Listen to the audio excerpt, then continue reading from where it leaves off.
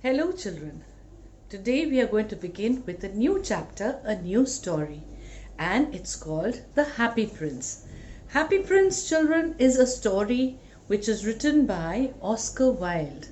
Oscar Wilde, he was a writer, an Irish playwright, poet, and he generally wrote short stories.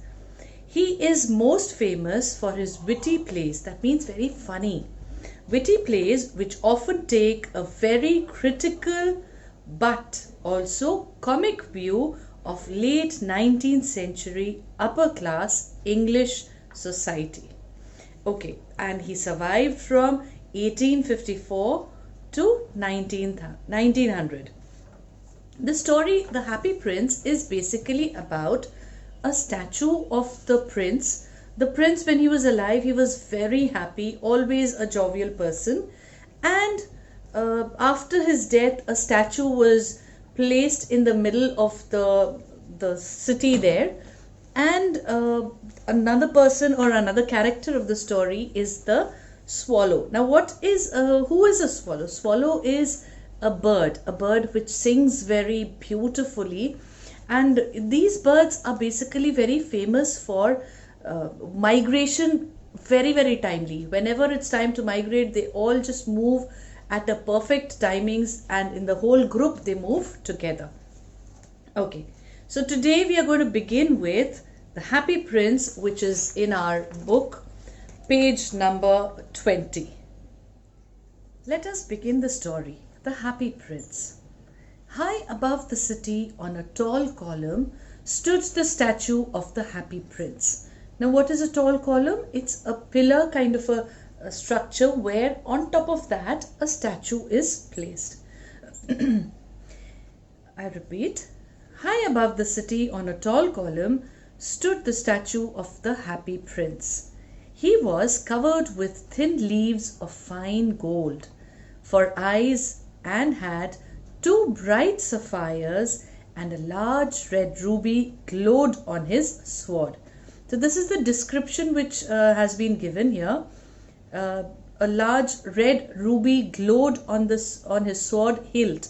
What is hilt, children? It's the handle of the sword, the place where you hold it, the handle of the sword. Now, in this paragraph, the entire description of the statue, the stones where they are placed, where for the eyes, what is being used, for his body is covered with thin leaves of gold.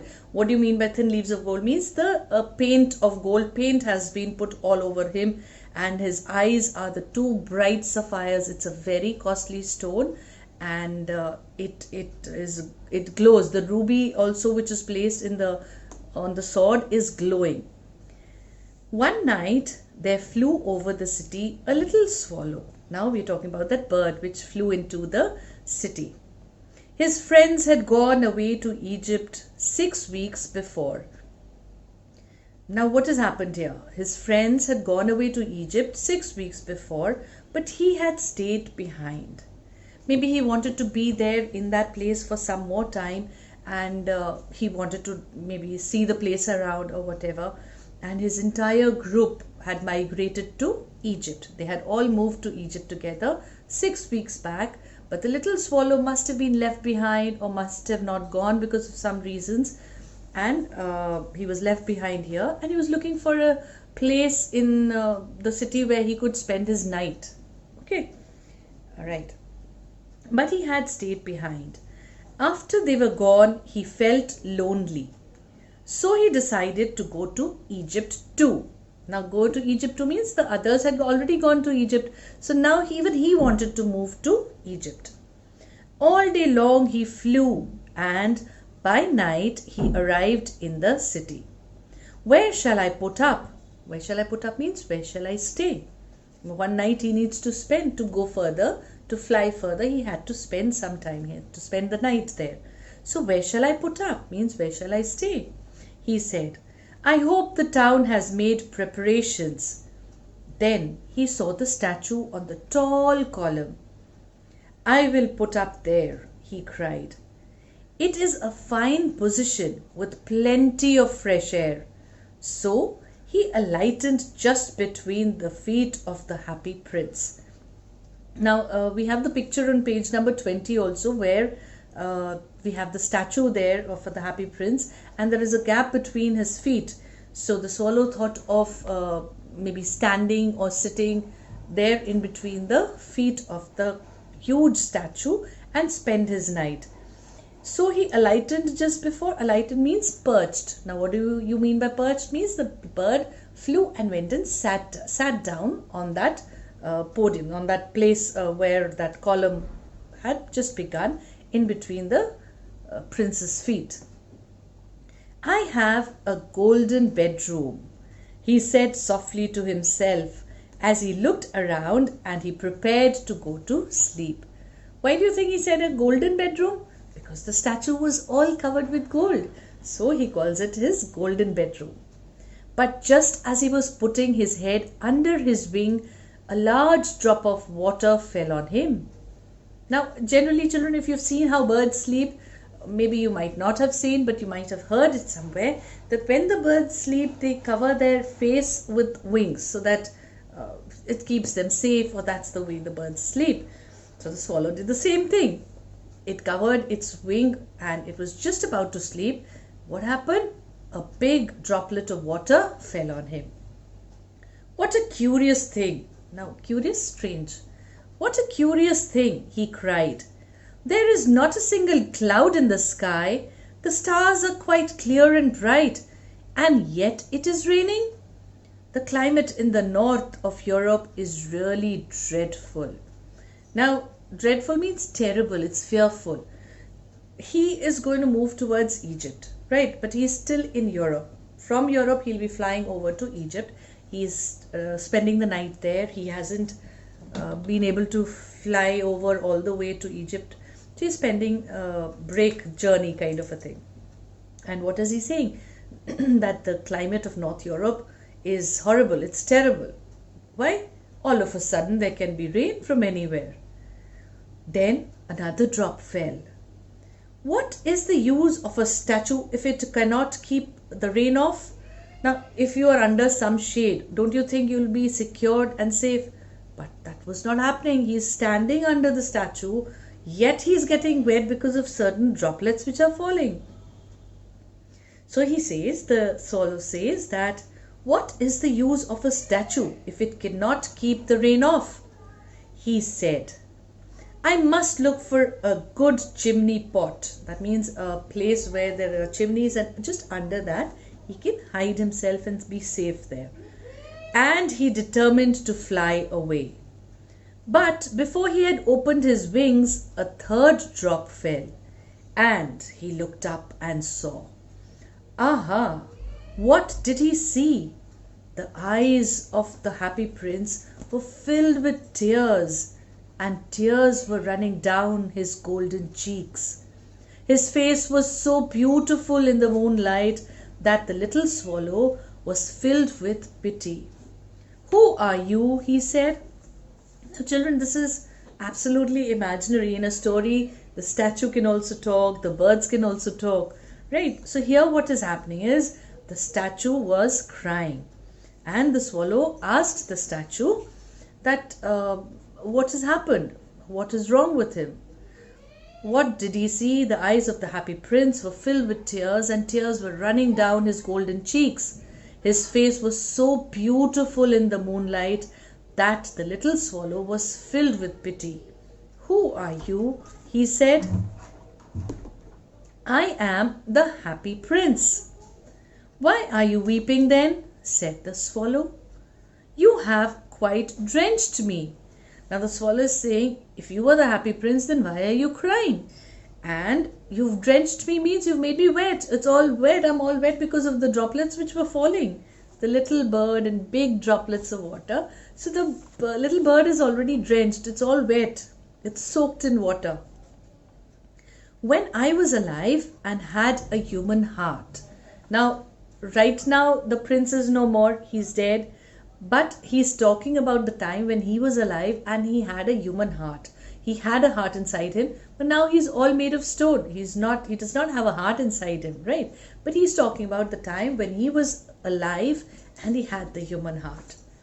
When I was alive and had a human heart, answered the statue, I did not know what tears were, for I lived in the palace. Now he's talking about the place where he lived.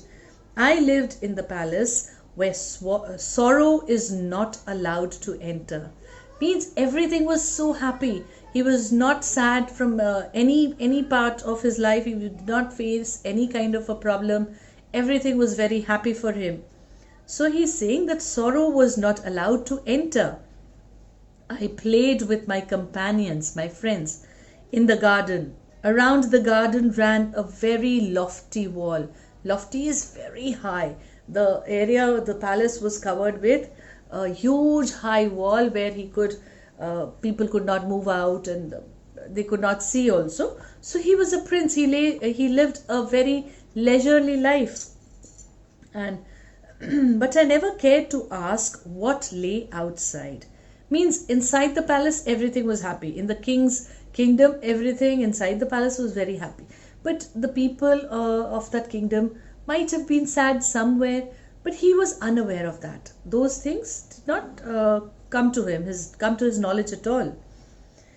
But I never cared to ask what lay outside. My courtiers called me the happy prince. Courtiers means the people who used to work in that court with in that kingdom. So my courtiers called me the happy prince, and happy indeed I was. After I died, they set me up here so high that I can see all the ugliness and all the misery of my city. What's misery? Misery is the pain, the problems that the people are going through. And though my heart is made of lead. Now what was the heart made of? That statue was made of lead from inside. So he's saying, and though my heart is made of lead, yet I cannot choose but weep. I mean, in spite of his heart being made of lead, he is still crying because of the pain that the people are going through. Okay. What is he not? What? Is it not solid gold? Now the swallow is kind of little worried. Is this not gold that you have? It's not actual solid gold. It's just painted gold. What? Is it not solid gold? Said the swallow to himself. He was too polite to make any personal remarks out aloud. That means the swallow is talking to himself that time. He's not asking the statue about it. The statue might feel bad. Okay. Far away, continued the statue in a low voice, in a little street there is a poor house. One of the windows is open, and through it I can see a woman seated at the table. Her face is thin and worn, and she has coarse red hands, all pricked by needle, for she is a seamstress. Now, who is a seamstress? I'll come to that. Before that, let me read the sentence again. There are lots of words which I need to explain to you here. Her face is thin and worn. Thin and worn. Worn means very tired, very weak. And she has coarse red hands. Coarse is very rough. Okay. Her hand has become very rough. Why? Her red hands all pricked with needles. Means all needles have poked holes in the fingers. So it's become a very coarse hand. Pricked with needles, for she is a seamstress. She is embroidering passion flowers on a satin gown for the loveliest of the queen's maids of honor to wear at the next court ball. Now, in those times, palaces used to have their kind of parties. They were called the balls, and they had to wear beautiful gowns. So she is, as the sentence, now you can understand who a seamstress is. She is stitching those gowns, beautiful gowns with flowers, floral ones. In a bed in the corner of the room, her little boy is lying ill. He has fever and is asking for oranges. His mother has nothing to give him but river water. So he's crying. Swallow, swallow, little swallow, will you not bring her the ruby out of my sword hilt? My feet are fastened to this pedestal. I cannot move. Now this happy prince, the statue of the happy prince, is requesting for little help from the swallow. And what is the help? He is saying that my feet are stuck to the pedestal there, that tall column. It's stuck there, and I cannot move. So could you just take out that ruby from the hilt of my sword, from the handle of my sword, and go and give it to that lady so that she can feed her the little boy who's very ill. Now children, here you see that how concerned this happy prince is. He is very thoughtful for the pain the others are going through, and he is wanting to help the people there around him. We'll continue the story in the next session.